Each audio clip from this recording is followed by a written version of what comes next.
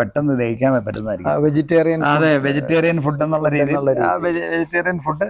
ഈ vegetarian food തന്നെ എരിവ് കൂടുതൽ കൂട്ടി കഴിച്ചാൽ അത് രാജസികമാകും. അതെ അതെ. പക്ഷെ സാത്വികം എന്ന് പറഞ്ഞാൽ എല്ലാം പക്ഷെ ശരിക്കും ഈ സാത്വികമായിട്ടുള്ള ആഹാരങ്ങള് മനസ്സിനെ, രാജസികം എല്ലാം മനസ്സുമായിട്ട് ബന്ധപ്പെട്ടുള്ളതാണ്. അതെങ്ങനെയാണ് മനസ്സുമായിട്ട് നമ്മുടെ ആഹാരവും?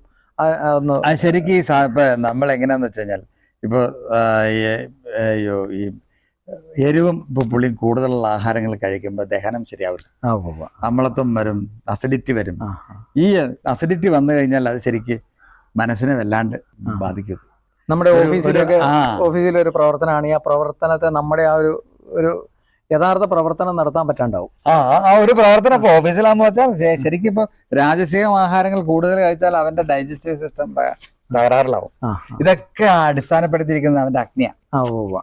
അപ്പൊ നല്ല ദഹനമുള്ളവർക്ക് ഇതൊന്നൊരു വിഷയമല്ല. പക്ഷെ ദഹനം